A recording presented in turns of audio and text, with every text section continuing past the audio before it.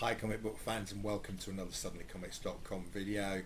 I've just been up in the attic doing some sorting out of my comics, and I delved into one of my old boxes of comics and just pulled out some of the comics I thought were quite interesting.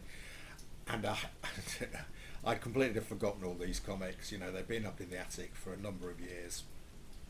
So the first big surprise was I found this.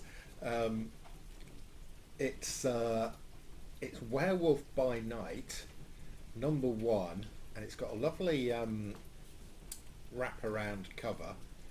And this is the second series of Werewolf by Night from Marvel.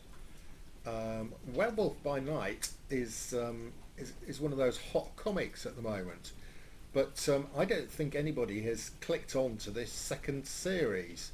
So I was quite pleased to find this Werewolf by Night #1. I'm going to press this up and board and bag it because I think it has some potential value. As I said, completely forgotten I'd got it, so it was a nice little surprise when I saw that title, Werewolf by Night. Okay, next up, another one I just found in the same box. It's the sensational She-Hulk number 16, and this is great because it's got She-Hulk and Howard the Duck on the cover. Really like that one. I don't think it's an expensive book, but you never know. It may take off a bit when the She-Hulk series appears, especially if we get an episode with Howard in. Right, another one I found in the same box. I have absolutely no idea where this came from, but you know, these GI Joes are absolutely heating up. I just checked this one out. A 9.8 of this, it's now a slab 9.8 is now $170. I mean, this one's in pretty good condition. Nothing much wrong with it.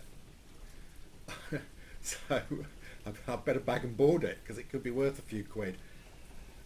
Next up, and again, this is just miscellaneous independent stuff, but I've checked this up and this is now worth something as well. This is a comic called Chastity. It's #2 of a 3-issue series, but Chastity has got a whole load of different comics. So this is listed as 9.8, being $50. So I better bag and board this one as well. Then I found, again, I'd completely forgotten I'd got this, in with a load of independent stuff from the 90s and 80s. Grimjack #1. Now Grimjack has been optioned for a movie by the Russo brothers. It was a couple of years ago, nothing much has happened, but you never know. So Grimjack #1 could be worth something one day, who knows. So that'll get bagged and boarded as well. Next up, we've got a really nice one here. This is Weird Tales Illustrated from Millennium Comics, the Deluxe edition, and this is sort of yeah, you know, before Stephen King, before Clive Barker, before Dean R. Knutz, there was Weird Tales. It was in the pages of that magazine, originally published from 1923 to 1954, that modern horror and fantasy was born. The unique magazine was the most influential publication ever printed in the terror field, and it helped shape the face of fear for decades. Now Weird Tales is back, both as a magazine publishing the best of new weird fantasy and fiction, and as a comic book publishing adaptations of classic works and recent tales of terror. So now why I like this is because we have got a story in here illustrated by one of my favourite artists, John Bolton. So there's a really nice little story, 4 or 5 page story in here called Party Games, illustrated by John Bolton. It's quite a strange little story, and the artwork, John Bolton, he works his usual madness here, usual greatness. So again, really pleased to have found that. as I said, I'd forgotten I got it. Right, I'm going to have to do a bit of editing here because there's a few. So the next, there's a few rude ones underneath this. Right, this isn't a rude one. This is really nice as well. This is called Untamed Love, and it reprints. It says here, Frank Frazetta's classic romance tales finally presented in a quality colour edition. So this is really nice. There's some great artwork from the 1950s by Frank Frazetta in here. Really sympathetically coloured,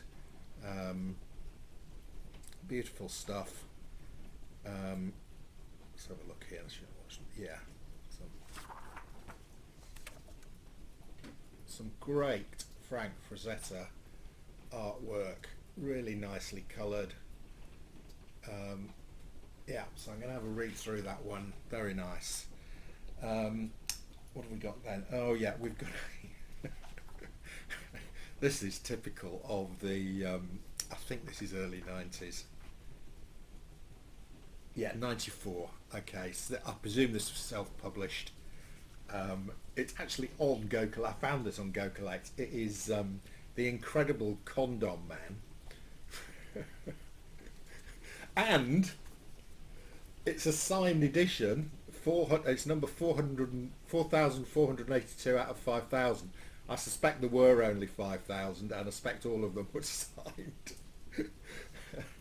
So it's self-published, self-written, everything by one guy, Chris Sawford, and he's got a guy called Condom Man, and his assistant is called Nad Morrissey. And on page 1, there's a great pun. He says, "Go Nad." Not worth anything, but you know, it's a classic of the time. Right, and then we've got some a bit rude stuff, so I'm going to have to slightly censor this. So this is the Tiwana Bible, book 1. Right, for those of you who don't know, the Tiwana Bible comics were sort of small strip comics from the I think they were produced between 1930 and 1960, and they were basically pornographic, little pornographic represent stories using famous cartoon characters of the time. So this little comic here puts together a number of those 1930s, 1940s comic strips. They're great fun. Right, okay, then we've got some more. I think I can show the covers of these. I can't show the inside because they're quite detailed sexual nature. But this is a series called The Black Kiss by Howard Chaykin. And it says on the inside of this, and I think this is probably right, it says, Introduction, Black Kiss. Blast it as pornography. Move ahead 3 squares. Condemn the violence. Draw an extra card. My kids won't read it in my house. My mother might if we invited over, and that's why we don't. At some point, someone whispered it to Howard Chaykin. Film noir isn't dead. It's gone underground. Like a government witness needing protection. New name, new address, new looks. Fingerprints don't change. They're black and white, two-dimensional, and impossible to clean up. The material is tough. There's no earthly way to endorse it. Mysteries frighten us with the unknown. Horror terrifies us with the mysteries. But noir scares the shit out of us with the pure blackness. A black that is irrational, unfocused, and bottomless. So this one is actually a compilation of the first couple of issues of Black Kiss, which was a series by Howard Chaykin. I can't find I'm fairly sure I've got issue 1 and 2 somewhere, but I have. These are ones I dug out today. That's issue 3. Maybe that's allowed, maybe not. Issue 4. issue 5, issue 6, issue 7.